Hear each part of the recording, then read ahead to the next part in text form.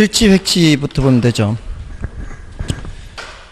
후보지 이행제고요. 다음에 필지 획지는 필지는 법적 개념이고요. 획지는 경제적 개념이죠. 보통 이제 땅 갖고 있는 사람들이 내가 몇 필지 땅을 갖고 있는데 이렇게 하죠. 여기 이제 등기부상으로나 또는 토지 대장으로 이제 등기 또는 등록할 때 필지별로 하죠. 근데 획지는 이게 부동산 활동의 개념이어서 법적 개념은 아니죠. 이거는 이제 법적 개념이고 이거는 경제적 개념이죠. 이거는 등기 등록의 단위다 이렇게 하고, 이건 부동산 활동의 단위다 이렇게 얘기하죠. 그래서 경우에 따라 두 개의 필지가 하나의 건물이 올라갈 수 있죠. 하나의 건물이 이렇게 올라갈 때 이때 몇 개의 획지가 되는 거예요? 이 필지이지만 한 개의 획지가 된다. 그럼 여기 필지는 두 개지만 밑에 땅값은 어떤 거예요? 땅값은 다 같은 거죠. 그럴 때는 무슨 평가를 하는 거예요? 일괄 평가를 하죠. 땅값이 같기 때문에 굳이 나눌 필요가 없죠. 평가라는 거는, 감정평가는 경제적 가치라는 걸 판정하는 거죠. 경제적 가치를 판정하는 건데 굳이 땅값이 같은데 그걸 따로따로 할 이유가 없죠. 그래서 한꺼번에 하는 거고, 경우에 따라 하나의 필지가 둘 이상의 용도 지역에 걸쳐 있을 수 있죠. 주거지역과 상업지역 이렇게 걸쳐 있을 수 있어요. 이럴 때는 각각의 용도대로 사용할 수 있다면 사용할 수 있는 거예요. 그러니까 면적이 너무 적거나 하면은 사용을 못할 수도 있지만 용도별로 사용할 수도 있거든요. 그러면은 땅값이 달라지면은 필지는 한 개 필지지만 몇 개의 획지가 될 수 있는 거예요. 두 개의 획지가 될 수 있는 거죠. 얼마든지 이게 가능합니다. 이럴 땐 무슨 평가를 해요? 구분 평가를 하는 거죠. 이쪽 부분과 저쪽 부분이 땅값이 다를 때 각각 하는 것을 구분 평가 이렇게 하는 겁니다. 자, 이렇게 하면은 뭐 필지 획지 어느 정도 구별이 되고요. 그리고 필지는 보통 이제 법적 개념으로 나타낸다는 것은 주로 권리 측면을 나타내요. 권리의 범위를 나타내요. 권리 범위. 소유권이나 뭐 저당권, 지상권인 권리 범위를 나타내고, 이거는 같은 가격 수준이죠. 같은 가격 수준의 일단의 토지.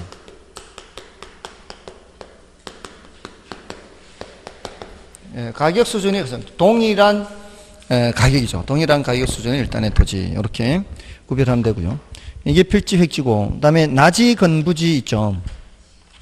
나지 건부지 있는데, 나지는 지상에 건물이 없는 땅, 건부지는 지상에 건물이 있는 땅이죠. 근데 이제 일본에서는 이걸 다시 더 구분을 해요. 근데 일본에서의 구분은 중요하지 않아요. 우리 시험에 한 번도 나온 적 없어요. 그러니까 일본에서의 구분은 중요하지 않고 우리나라에서 구분이 중요한 겁니다. 우리나라에서는 지상에 건물이 없는 땅인데 지상에 건물만 없는 게 아니고 등기부상으로도 깨끗해야 된다 그랬어요. 근데 그 등기부상으로 깨끗하다는 의미가 그 시험 칠 때는 등기부상으로 깨끗하다 이렇게 말이 안 나오는 거죠. 등기부상으로 깨끗한 거를 문장으로 표현할 때는 사법상의 제한이 없다 이렇게. 공법상 제한과 사법상 제한하죠. 공법상 제한을 확인하려면 뭘 봐야 되고요? 토지이용계획 확인서, 그 루리스를 보면 되죠. 쉬는 시간에 혹시 봤나요? 독도 안 나와요?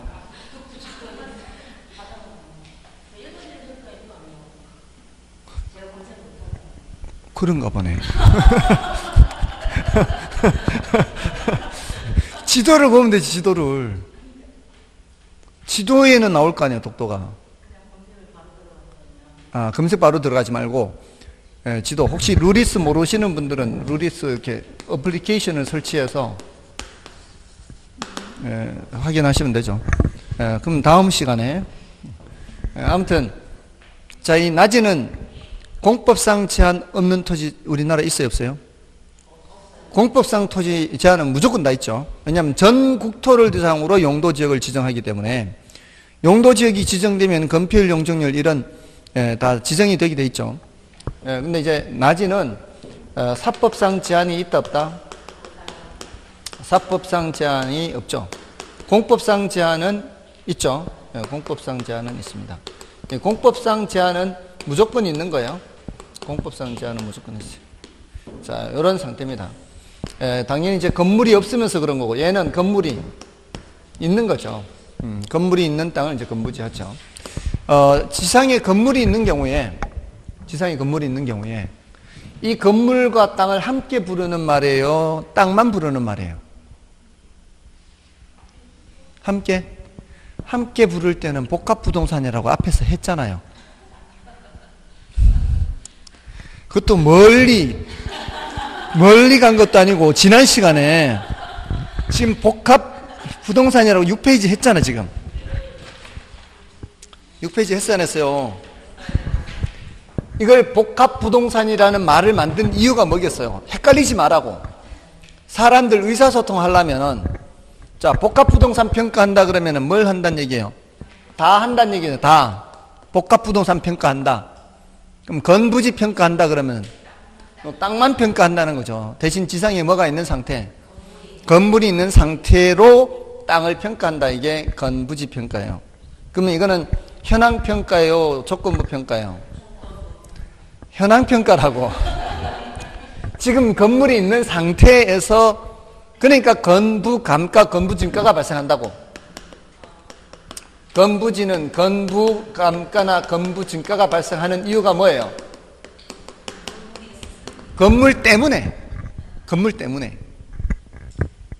건물이 없는 것처럼 해서 평가를 해야 건부지이지만 나지상정 평가, 이렇게 됐나요? 예, 지금 배에 힘이 엄청 들어가고 있어요. 제가 1년에 2번 바둑 모임을 해요. 제가 바둑 이제 예전에 많이 좋아하고 했어서 바둑을 1년에 2번 그렇게 모임을 갔는데, 올해로 지금 17년째예요. 올해로 17년째. 그러니까 2번을 하는데 제가 총무예요. 근데 그 모임을 주로 어디서 하는가 하면 소백산, 가야산, 월악산 이런 데 산에 많이 가요. 신선 노름해야 되니까. 산에 가서 하는데, 그 중에 이런 곳도 있었어요. 국립공원 관리 사무소를 지나 올라가요. 지나서 올라가는데 거기에 잠을 잘 수 있는 곳이 있는 거예요. 거기는 개발을 할 수 없는 곳이잖아요. 근데 거기에 잠을 잘 수 있는 곳이 있고, 막걸리도 팔고, 그렇게 해요. 어째서 그럴까요? 거기는 원래부터 그렇게 살고 있었던 거예요. 거기에 마을이 있었던 거예요. 원래부터 그렇게 있었던 집은, 헐고, 원래부터 그렇게 또 이제 등산객들을 대상으로 이렇게 지정이 되기 전부터 이렇게 팔고 했던 집은 계속 팔 수가 있어요. 그러니까 그런 집은 헐고 똑같은 규모로 새로 지을 수가 있어요. 이걸 개축이라 그래요, 개축. 근데 이제 아침에 눈을 뜨고 보니까 그 위에 진짜 새로 짓더라고. 우리가 잤는 곳은 옛날 건물 그대로고, 이제 그 주인하고 같이 잤어요, 그냥. 주인하고 손님하고 그냥 이렇게 어울려가지고, 어디는 안방으로 들어가고, 어디는 작은 방으로 들어가고, 누구는 거실에서 자고, 막 바둑 뜨다 보면은. 우리 지금까지 17년 동안 우리가 바둑 모임을 하는 동안에 한 번도 노래방을 간 적이 없어요. 오로지 바둑만 뜨다 와요. 오로지 바둑만, 밤새도록. 이렇게 건전한 모임이 있을까요? 정말 그 바둑 두는 사람들이 뭐 술을 마시기는 하죠. 술을 이제 밥 먹으면서 반주를 하긴 하는데, 그리고 탈락한 사람 있잖아요. 우승하면은 행운의 열쇠 주거든요. 그것도 제가 만들어 가야 돼요. 행운의 열쇠를 주는데 저는 3번 받았어요. 지금까지 3번 우승을 했어요. 작년 하반기에 제가 안타깝게 준우승했어요. 이 우승 외에는 아무것도 없어요. 다 똑같아.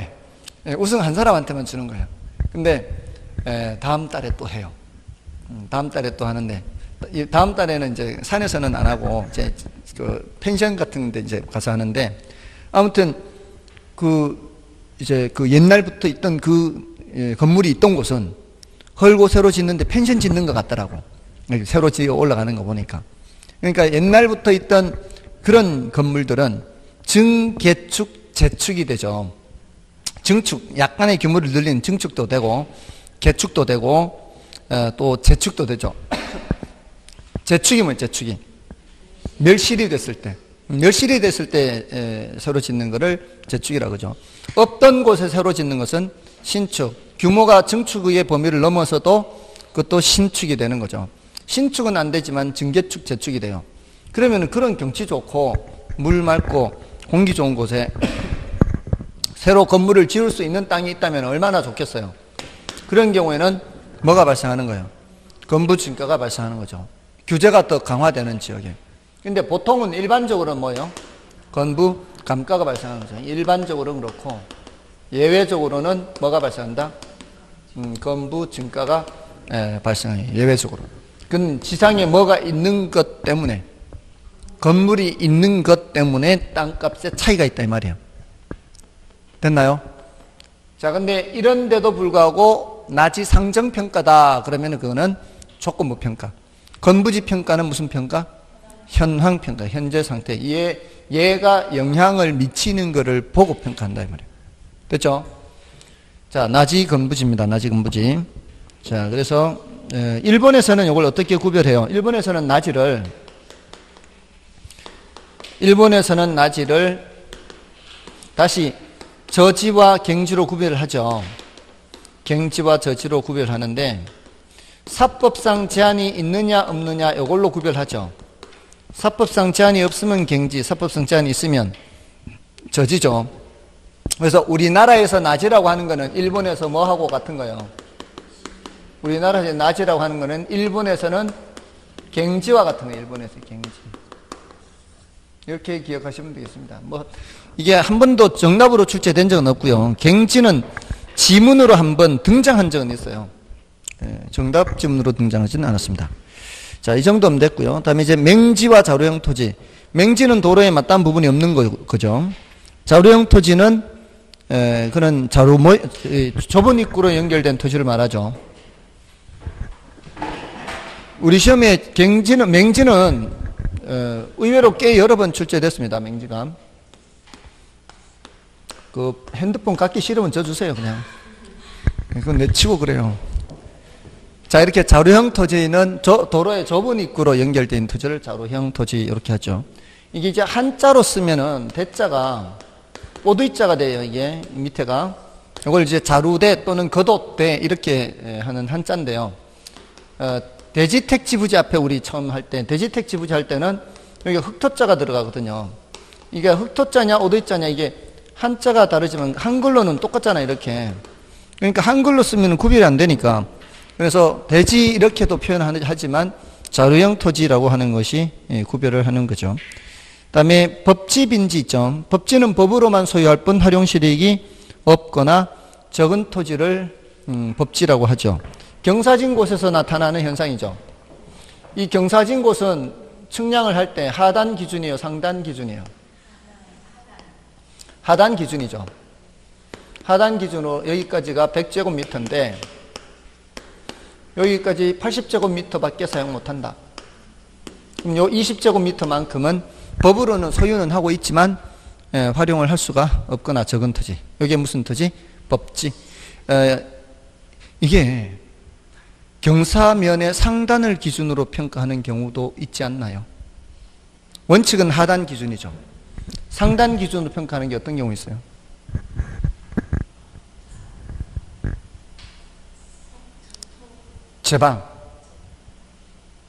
제방의 경우는 어디를 기준으로? 이 하천이 이렇게 있습니다.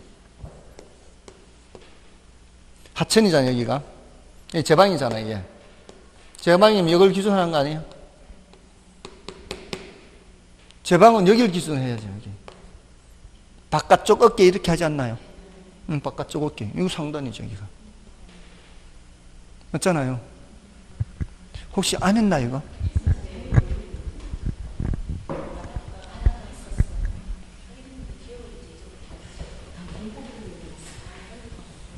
공시법에. 다음에 이제, 요거는 이제 법지, 요런 걸 법지라 그러잖아요. 요 면을 법면이라 그래, 법면. 경사면. 그리고 바닷가는 뭐예요, 바닷가. 자, 이 최고 만조 수위선. 이게 최고 만조 수위선. 이제 밀물, 썰물이 발생하죠. 밀물, 썰물 이렇게 하면은. 이게 이제 요걸 이제 간석지라 그러죠, 이거를. 근데 육지와 바다를 가르는 경계는 최고 만조입니다. 육지와 바다를 가르는 경계는 최고만조. 저쪽이 바다고 이쪽이 육지가 되는 거죠. 근데 육지 부분을 여기서부터 측량하는 게 아니라 일정한 거리를 들어오죠. 예, 사실은 이게 이 부분을 확인하기 쉽지 않죠. 매일매일 이게 높낮이가 바뀌잖아요. 예, 조수간만의 차이가 매일매일 바뀌는데 최고만조를 확인하기 쉽지 않아요. 그러니까 어느 정도 거리를 들어와서 여기서부터 이제 측량을 한단 말이죠. 그러니까 측량을 여기서부터 하기 때문에 요거는 측량이 안 돼 있죠. 측량이 안 돼 있는 요 부분을 뭐라고 하는 거예요? 빈지하죠. 이게 말이 단어가 좀 어려워서 물가 빈자거든. 이게 법률 용어로 바닷가로 다 바꿨어요. 법률 용어입니다, 이거. 그래서 지금 우리 어려운 한자를 지금 쉬운 우리말로 바꾸는 작업을 하고 있죠. 하고 있어요. 민법도 그 한다는 게 지금 쑥 들어가 버렸는데 민법도 사실은 좀 바꿔야죠.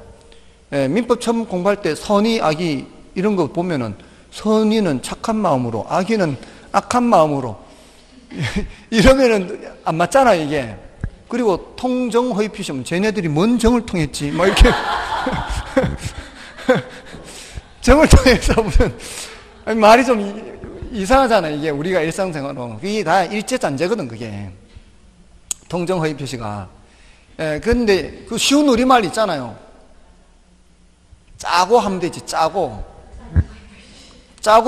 허위 표시한 거지. 맞잖아요. 그런 쉬운 우리말인데 바꿔야지. 근데 이것도 지금 바꾼 거예요. 법률 용어로.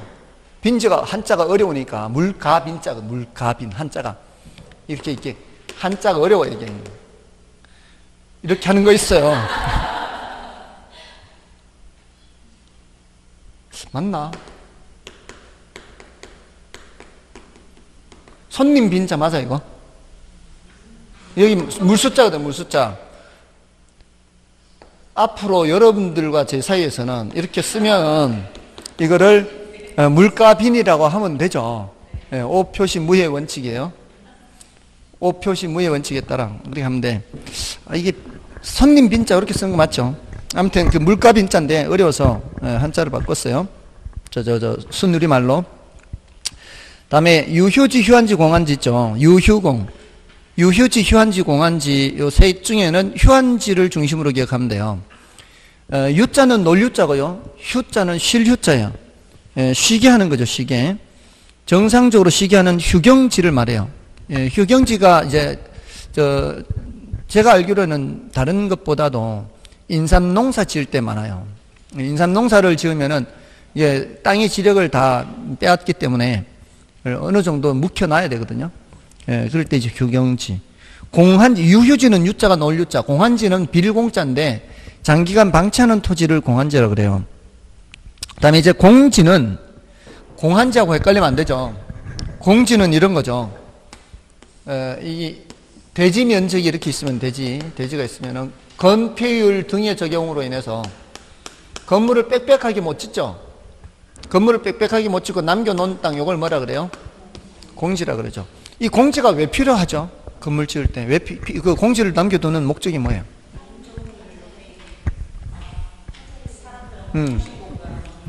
휴식 공간, 화재 위험, 이제 방제죠. 이 건물이 따닥따닥 붙어 있으면은 금방 쉽게 옮겨 붙잖아요.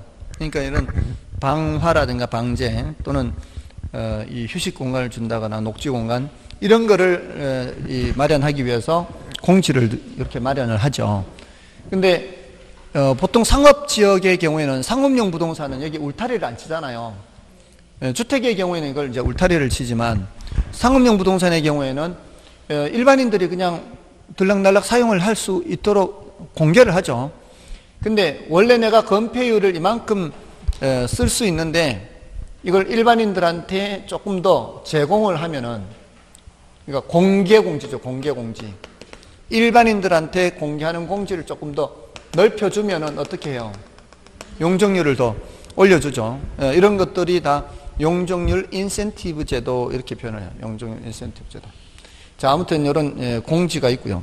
그 다음에 포락지 있죠. 포락지는 낙자가 무슨 낙자예요? 떨어질 낙자죠. 그러니까 이게 무너져 내리는 거죠. 무너져 내리는 게 물의 침식작용 때문에 그렇죠.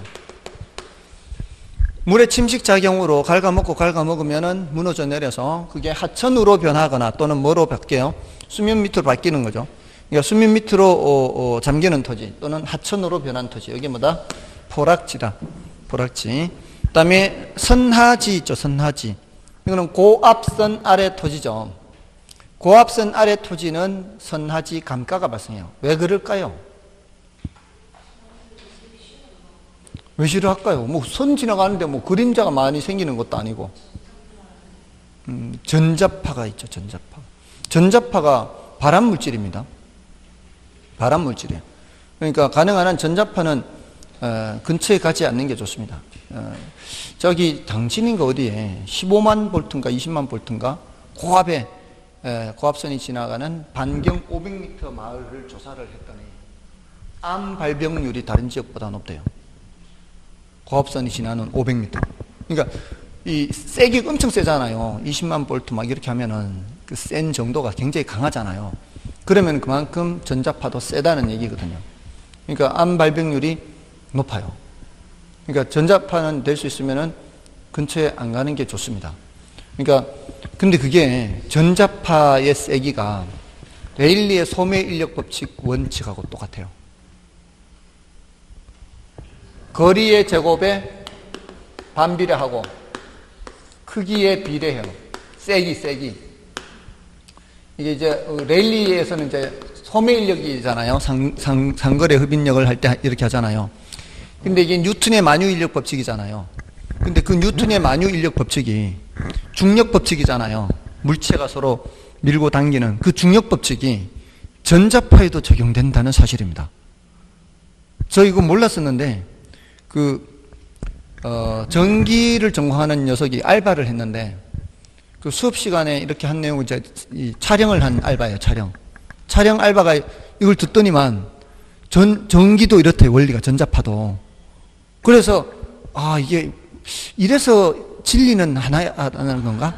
이제 뉴턴의 만유 인력 법칙이 전자파에도 그대로 적용되니까 이게 뭔 소리예요? 거리가 2배로 멀어지면은 이게 거리가 2배가 되면은 제곱을 하면은 분모가 4가 되잖아요. 그러면은 당기는 힘이 4분의 1이 된다는 거거든. 그럼 우리 전자파 발생하는 거 한번 볼까요? 집에 저거 전자레인지, TV, 냉장고, 특히 전자레인지 700W, 뭐 1000W 하잖아요. 그럼 700W 전자파에 전자레인지 돌리고 1m 바깥에 있을 때 받는 전자파하고 1m 더 멀어지면 반의 반으로 준다는 얘기예요. 거리를 1m에서 2m로 멀어지면은 700에서 350 또 반하면 175. 그러니까 조금이라도 거리가 멀어지면은 영향을 크게 줄일 수 있다는 거죠. 그러니까 가까이 가면 가까이 갈수록 영향을 너무 많이 받는 거예요. 그러니까 전자레인지 돌려놓고는 좀 이렇게 떨어져 있을 필요가 있다는 거죠. 그리고 냉장고 같은 것도 될 수 있으면은 좀 주방에서 너무 가까이는 말고 조금은 떨어져 있는 게 좋을 수 있죠. 이 냉장고 계속 돌아가니까. 물론 이제 서 있을 때도 있고요. 돌아가는 동안에. 그러니까 그런 것들을 좀 적게 받는 게 좋아요. 근데 이제 문제는 이제 가까이 쓸 수밖에 없는 그런 것들이 문제가 되는 거예요. 전기장판. 전기장판은 이제 전자파 차단되는 전기장판이 좋겠죠. 그 다음에 전파의 세기는 약해도 스마트폰은 딱 붙여 쓰잖아. 붙여 쓰잖아요. 안 좋은 거지. 그러니까 될 수 있으면 애들은 전자기기를 될 수 있으면 사용하는 게, 특히 스마트폰은 가까이 이렇게 하지 않고 이어폰으로 하게 한다거나 될 수 있으면. 그래서 우리 애한테 우리 애한테 초등학교 5학년 때 사줬거든요. 그걸 사주면서 이 전자파는 안 좋은 거다. 될 수 있으면은 이렇게 갖다 대지 말고 주머니에 넣지 말고. 우리 애가 남자인데 이게 별로 안 좋을 수 있다고. 그러니까 이제 얘기를 해준 거는 깜빡 잊고 제가 애가 계속 핸드폰을 주머니에 안 넣고 이렇게 들고 다니는 거 이렇게. 야, 그 불편한데 집 주머니에 넣어. 그러니까 안 된대. 자기 아기씨 죽는데. 자기 아기씨 죽으니까 안 된다. 전자파 때문에. 맞잖아요. 그러니까 될 수 있으면은 사용을 애들은 안 하는 게 좋아요. 더군다나 이 애들은 그 세포 분열이라든가 이런 게 속도가 굉장히 빠르죠. 그러니까 영향을 받더라도 더 심하게 받는 거예요, 애들은. 이 세포의 돌연 변이가 발생하더라도 더 쉽게 받고 영향을, 또 한번 돌연 변이가 생기면은 그게 이제 암으로 발전할 가능성이 더 빠른 속도로 이루어지는 거죠. 그러니까 젊은 20대에 암이 발견된 사람들은 금방 죽잖아요. 이게 이 발전 전이 속도가 너무 빨라가지고. 근데 나이 든 사람들은 이게 암 전환 진도가 좀 진행 속도가 좀 느리죠. 그러니까 나 같은 사람은 이미 괜찮아요. 이제 먹어도 뭐 그런 거 먹거나 이렇게 전자차 받아도 속도가 느리기 때문에. 그러니까 예전에 그 방사능 오염된 수산물 막 얘기했었잖아요. 일본에. 저는 그냥 먹었어요. 그냥 명태국도 먹고 뭐냐 먹어도 뭐 나이 든 사람은 괜찮아. 한 40대 넘어가면은 속도가 벌써 둔화되기 때문에. 여러분도 이제 조금씩 나이 들면 괜찮아요. 먹어도 돼. 젊은 사람만 30대 정도만 되면 안 되고 40대 후반 이렇게 되면 이제 괜찮아. 자, 아무튼 선화지, 그래요. 선화지 감가가 발생합니다. 그 다음에 소지는 대지 등으로 개발되기 전에 자연적인 그대로의 토지로서 주로 1차 산업 용도로 활용됩니다. 그 다음에 주택의 분류는 지난 3, 4월까지 계속 말씀을 드렸어요. 그래서 이번 순환은 좀 생략을 하겠습니다. 문제를 좀 보십시오. 3번 문제 보시면 돼요. 자, 토지 분류에 관한 다음의 설명 중 옳은 것은 1번에 지상에 건축물이 없는 토지로서 공법상 사법상 제약을 받는 토지를 갱지라고 한다. 공법상 제약도 받고 사법상 제약도 받는 건 우리나라에는 이런 거 표현하는 게 없어요. 요거를 일본에서는 저지라고 하는데 중요도는 낮습니다. 요거는 1번이. 다음에 2번은 하나의 지번이 붙는 토지의 등록 단위를 획지가 아니고 필지라고 하고요. 다음에 건폐율, 용적률 등의 규제로 인하여 동일한 필지 내에 남겨둔 토지를 공지라고 하죠. 그다음에 붕괴를 막기 위해 경사를 이루어 놓은 토지와 같이 법으로만 소유할 뿐 활용 실익이 없는 또는 없거나 적은 토지 법지라고 하고요. 요거는 맞죠. 그다음에 주거지역, 상업지역, 공업지역 상호 간의 용도가 전환되고 있는 토지를 이행지라고 하죠. 그 내에서 전환 중이기 때문에 이행지가 되는 거죠. 4번은 아까 봤고요. 5번을 보겠습니다. 다음 중 토지 용어에 관한 설명 중 틀린 것은 1번에 건부지란 건물이 들어서 있는 부지로서 나지에 비해 최유효이용의 제약을 받으므로 감정평가 시 나지 가격을 하한선으로 하여 결정되는 것이 일반적이다. 나지 가격이 상한선이 되는 게 일반적이죠. 나지 가격이 건부지 가격보다 높은 게 보통이잖아요. 그러니까 나지 가격이 상한선이 일반적입니다. 그 다음에 후보지란 택지지역, 임지지역, 농지지역 상호 간의 용도가 전환되어 가고 있는 토지를 말하며 원칙적으로 전환 후의 용도를 기준으로 평가하죠. 맞고요. 그 다음에 공한지는 도시 토지로서 집가 상승만을 기대하고 장기간 방치하는 토지. 맞고요. 그 다음에 맹지는 타인의 토지에 둘러싸여 있어 도로에 직접 접하고 있지 못한 토지를 맹지. 맞고요. 그 다음에 포락지란 지반이 절토되어 무너져 내린 토지로서 전답 등이 하천으로 변한 토지. 무너져 내린 것이 물의 침식 작용 때문에 무너지죠. 그래서 하천으로 변하거나 수면 밑으로 잠긴 토지가 포락지. 이렇게 되는 거고요. 다음에 이제 6번부터는 이제 부동산 특성에 대한 내용이죠. 자, 이 부동산 특성은 난이도가 높다 그랬죠. 난이도가 높아서 지금까지 따로 공부를 하지 마시라고 말씀을 드렸죠. 공부를 하는 만큼 손해라고요. 설마 공부한 건 아니겠죠? 하라고 해도 안 하는데 하지 말라고 했는데 뭐 할까? 그죠? 한 만큼 손해요, 손해. 자, 근데 이제 어떻게 해야 되는가 하면은 얘는 문제 풀면서 해결하면 돼요. 문제 풀면서. 대신 이 정도는 알아두시라 그랬어요. 부동산 특성에 자연적 특성이 있고 인문적 특성이 있다. 종류는 알아두시라고 했거든요. 그리고 자연적 특성은 선천적이고 불변, 가변적이죠. 인문적 특성은 가변적인 것에 대응해서 불변적이고 인문적인 특성은 후천적이고 가변적이고요. 이런 자연적 특성의 종류는 알아두시라고 그랬잖아요. 또는 인문적 특성의 종류 정도는 알아두시라고. 그래서 자연적 특성에 부동성이 있고요. 부증성이 있죠. 그 다음에 영속성이 있고요. 그 다음에 개별성, 인접성 이렇게 있죠.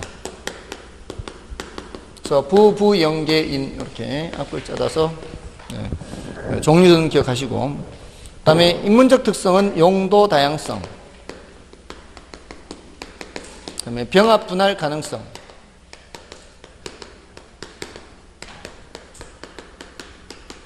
그 다음에 사회적, 경제적, 행정적 위치 가변성.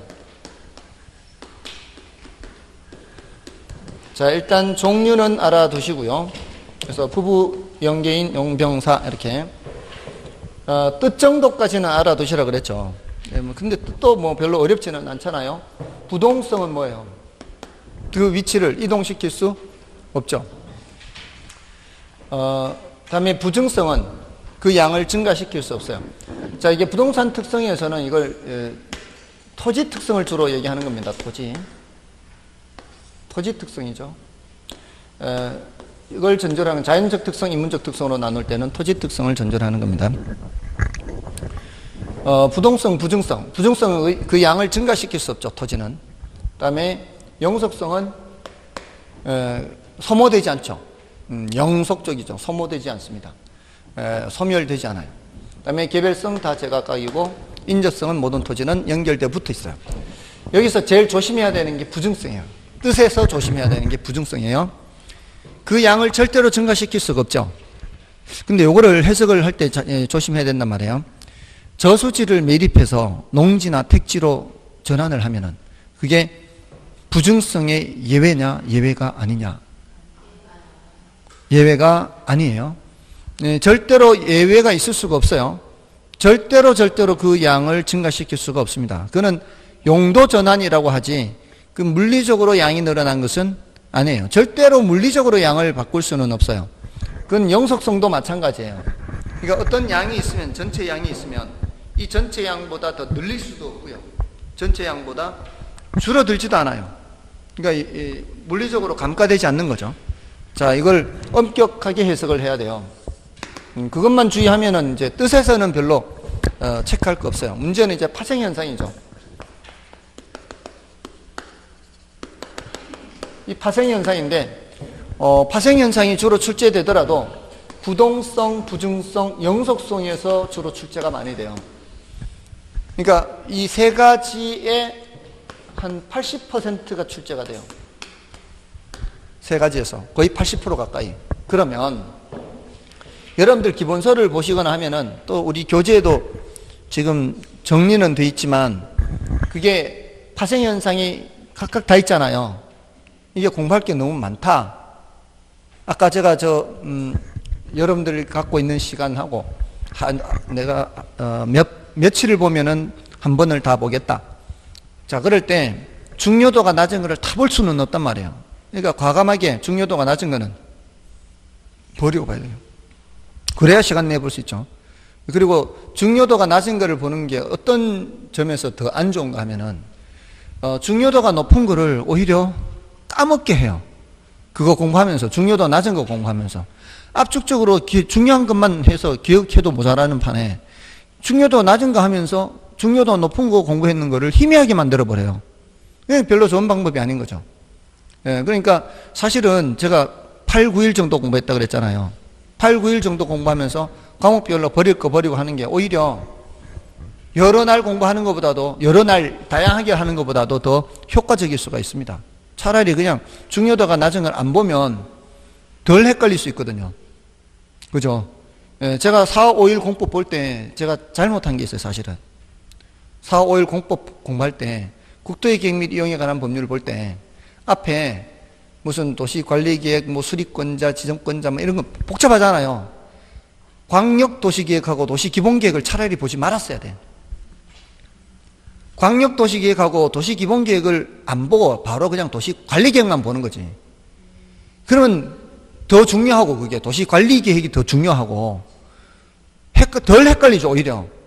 며칠 공부 안 하는데 그 광역도시계획하고 도시기본계획까지 봐버리면 오히려 더 헷갈릴 수 있잖아요.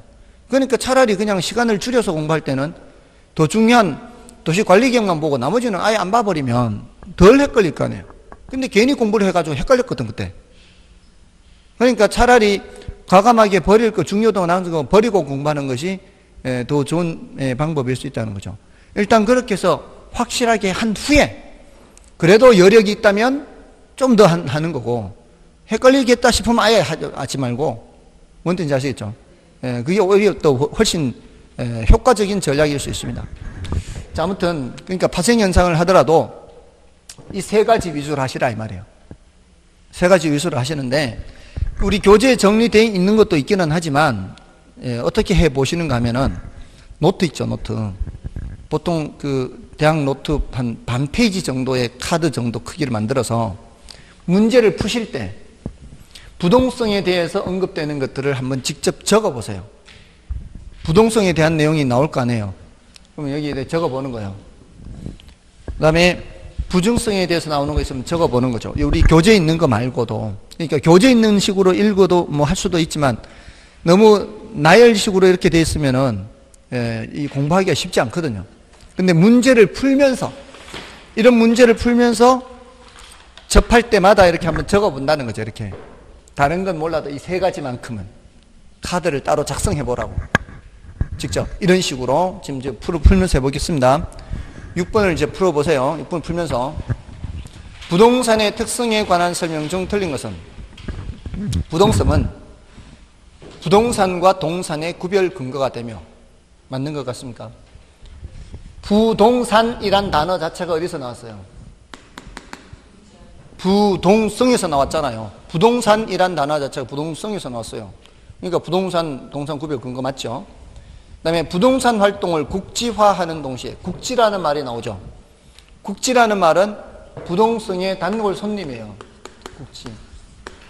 부분이란 뜻이잖아요. 그러니까 똑같은 건설사가 지은 아파트라 해도 저쪽 지역에 있느냐, 이쪽 지역에 있느냐에 따라 땅값이 달라질 수 있죠. 그거는 이제 국지적인 현상이 나타나게 하는 거예요. 그리고 동시에 부동산 시장을 하위 또는 부분적 시장으로 만든다. 이게 바로 이 같은 맥락이죠. 부분 시장이라는 게 국지와 관련되는 거잖아요. 부분 시장, 하위 시장. 됐나요? 좀 졸고 있나요? 졸고 있는 거 맞죠? 아니에요? 다음에 두 번째, 부동산의 특성은 부동산 자체의 특성인 자연적 특성과 인간과의 관계에서 비롯되는 인문적 특성으로 구분할 수 있으며, 자연적인 특성은 선천적, 불변적, 고정적이라 할 수 있다. 요거는 맞는 말이죠. 그 특성에 대한 이제 내용을 말하는 거고요. 그다음에 용도의 다양성이란 토지가 여러 용도로 이용될 수 있는 것을 말하며 최유효 이용 원칙의 판단 근거가 된다. 자, 요거 용도 다양성에서 나온 얘기죠. 용도 다양성에서 최유효 이용은 단골 손님이에요. 용도가 여러 가지이기 때문에 최유효 이용을 고민하는 거예요. 용도가 한 가지밖에 없으면 최유효 이용 고민할 필요가 없잖아요. 그래서 이거 나오는 거고요. 근데 이제 중요도는 저 위에 게 더 높으니까 일단 용도 다양성에서 용도 다양성이 최유효 이용에 자주 나온다는 얘기고요. 그다음에 네 번째인가요? 병합 분할 가능성은 기여의 원칙과 관련이 깊다. 네, 알 바 아니다. 모르는 거 나오면 지나가면 되는 거예요. 거기서 승부 걸라고 하지 마세요.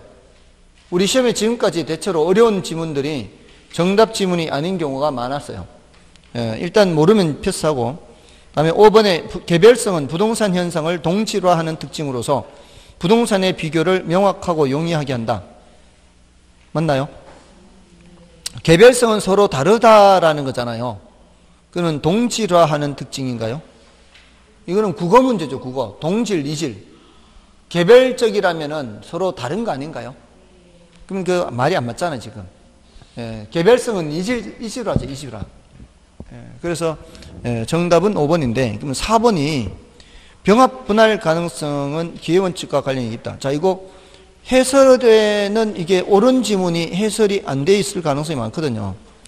자, 그러면은 이제 일단 병합 분할 가능성 만약에 쓴다면 여기 그냥 기회 원칙 이렇게 쓸 수밖에 없겠죠. 해설을 안 들으면, 해설이 없다면 이게 옳은 지문이니까.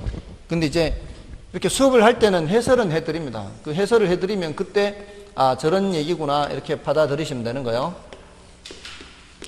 예를 들어 이제 이런 땅이 있어요.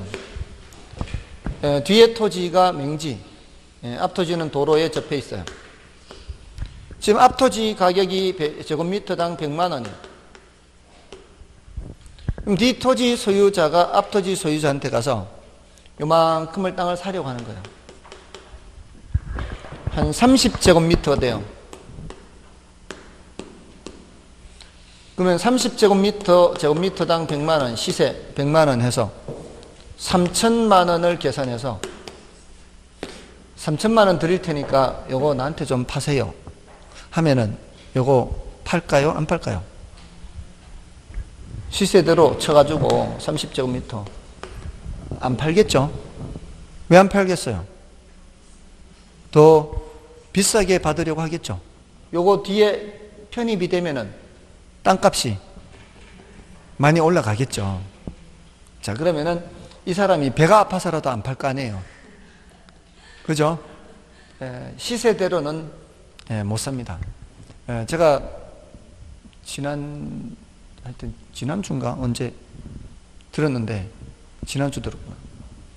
아파트가 완공이 됐어요. 완공이 됐는데 앞에 진입로가 없어요. 진입로도 확보하지 않고 아파트부터 완공시켜 놓은 거예요. 그 진입로에 땅 갖고 있는 사람들이 그냥 팔겠어요? 땅 갖고 있는 엄청 비싸게 받겠지. 공사하는 데는 지장이 없는 길인데, 공사하는 데는 지장이 없는데 이게 그 규모에 따라 이렇게 진입로가 돼 있어야 되는데, 아무튼 공사하는 데는 지장이 없게 해놨단 말이죠. 근데 불편하게 해놓은 거죠. 아무튼 진입로를 충분히 확보를 해야 되는데 공사만 해놓은 거예요. 공사만.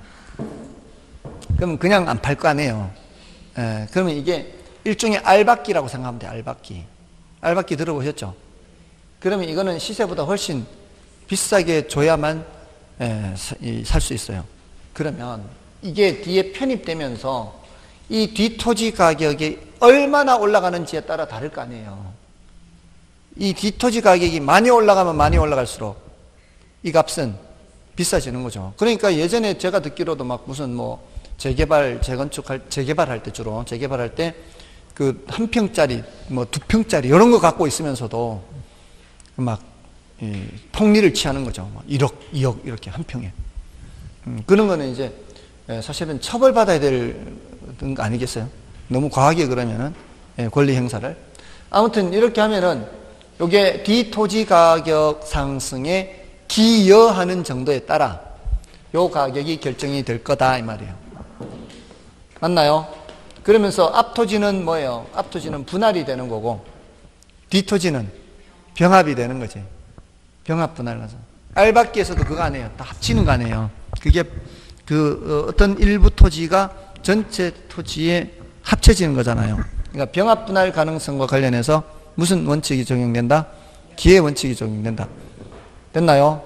이런 식으로 이제 관련이 되는 거죠. 자, 나온 김에 이제 질문해 볼게요. 나온 김에 이 빗금친 부분을 평가하는 거는 부분 평가일까요? 구분 평가일까요? 1번, 2번. 1번이죠, 1번.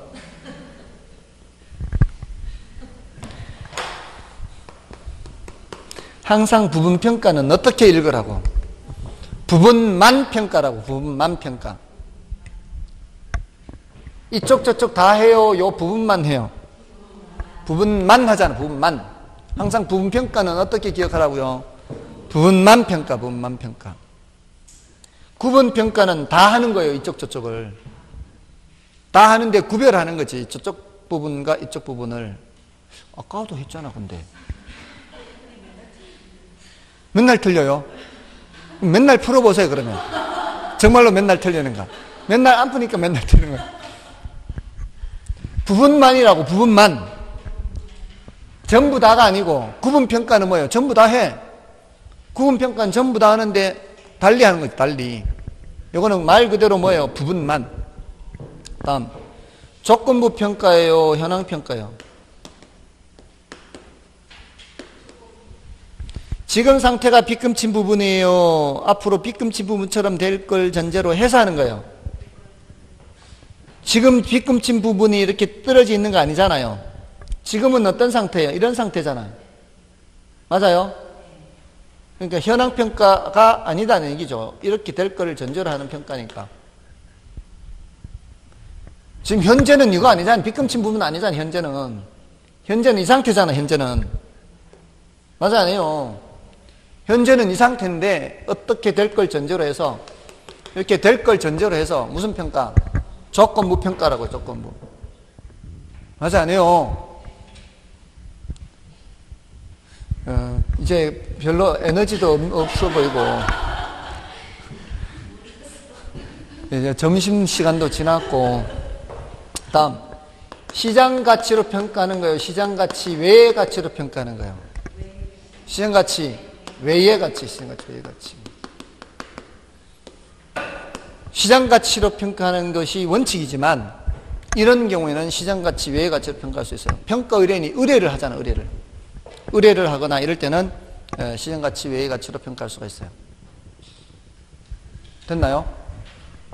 자, 이렇게 나온 김에 이와 관련되는 부동산 특성은 병합 분할 가능성, 가격 원칙은 기여의 원칙. 이때 시장가치 외의 가치라고 그냥 이렇게 시장가치 외의 가치 할 수도 있지만 이때 이 가격을 한정가격이라고도 해요. 한정가격. 이거는 제한된 당사자 사이에서만 합리성이 인정되는 가격이에요. 이거는 이 두 사람 사이에서만 팔 때 인정되는 가격이에요. 됐나요? 자, 이런 정도입니다. 일단 그 정도로 보고요. 7번, 8번은 좀 쉬고 하겠습니다.